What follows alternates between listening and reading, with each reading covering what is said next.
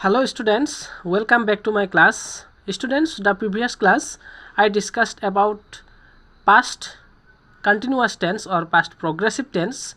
Today I am going to discuss the next part of the tense. It is past perfect tense. So let's start.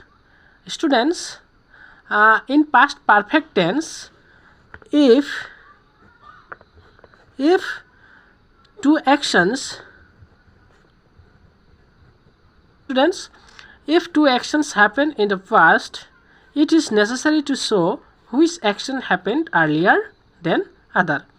अब इसे क्या पता चलता है?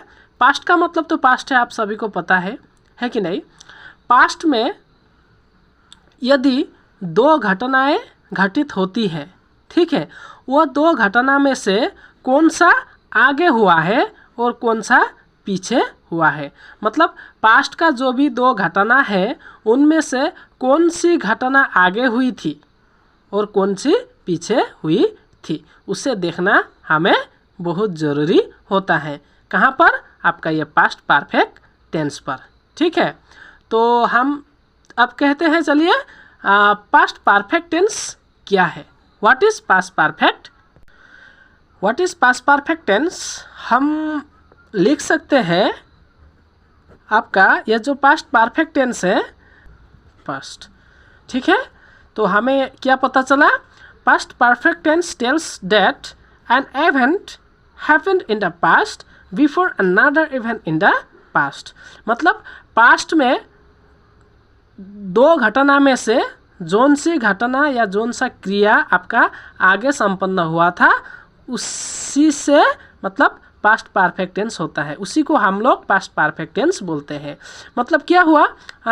अतीत में आपका दो कोई भी कार्य हुआ था, उनमें से वो दो कार्यों में से कौन सा आगे हुआ है, उसके साथ आपका क्या होगा? पास्ट परफेक्ट टेंस होगा, ठीक है।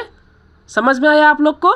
फिर से बता रहा हूँ, अतीत में दो कार्य हुआ था, वो दो कार्यों में से कौन सा कार्य आपका आगे हुआ था, उसको हम लोग पास्ट परफेक्ट टेंस बोलते हैं।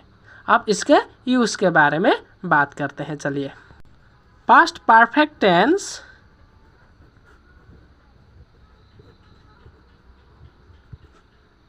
तो देखिए इसका यूज क्या है? Past perfect is used in the action which happened earlier in the past and simple past tense is used with the actions which happened later. मतलब आपका क्या हुआ? अतीत में दो घटना हुआ है, ठीक है, दो घटना हुआ था, उनमें से जोन सा घटना मतलब जोन सा कार्य, जो कार्य आपका आगे हुआ था उसमें हम पास्ट परफेक्ट टेंस यूज़ करेंगे, और उस कार्य से पीछे जो हुआ था उसे हम सिंपल पास्ट से मतलब लिखेंगे, ठीक है। फिर से बता रहा हूँ, अतीत में दो घटना घटी थी, वो दो घटना में से जोन सी घटना मतलब जो घटना आपकी आगे घटी उसमें हम लोग पास्ट परफेक्ट यूज़ करेंगे, और जो पीछे घटी उसमें हम सिंपल पास्ट टेंस लिख देंगे, ठीक है। तो यही है आपका पास्ट परफेक्ट टेंस का यूज़। अब चलिए ये पास्ट परफेक्ट टेंस की फॉर्मूला कैसा है, मतलब फॉर्मेशन क्या है, हम कैसे एक पास्ट परफेक्ट टेंस क्रिएट करते हैं, वो फॉर्मेशन आपको दिखाते हैं। चलिए, फॉर्मेशन हमें सबसे पहले क्या लेना है? सब्जेक्ट, ठीक है।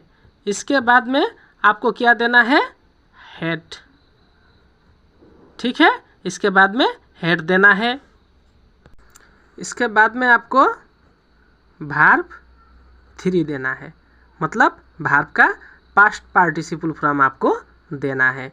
इसके बाद में आपका कोई ऑब्जेक्ट हो सकता है, ठीक है, कॉम्प्लीमेंट्स भी हो सकता है, ऐसा कुछ भी हो सकता है, लेकिन आपको ये बात याद रखना है, पास्ट परफेक्ट टेंस के लिए हमें हेड की यूज करना ज़रूरी है, और वर्ब का थर्ड फॉर्म मतलब पास्ट पार्टिसिपल फॉर्म यूज करना अनिवार्य है, ठीक है। यही है आपका पास्ट परफेक्ट टेंस का फॉर्मेशन। तो स्टूडेंट्स, आज हमने पास्ट परफेक्ट टेंस क्या है, हम कहाँ पर यूज कर सकते हैं और इसकी फॉर्मेशन कैसा है, ये सब के बारे में बात किए। आप लोग को वीडियो कैसा लगा हमें कमेंट कर ज़रूर बताना। आज के लिए बस इतना ही। मिलता हूँ दूसरी क्लास पर ये पास्ट परफेक्ट टेंस के कुछ एग्जाम्पल के साथ। तब तक के लिए बाय।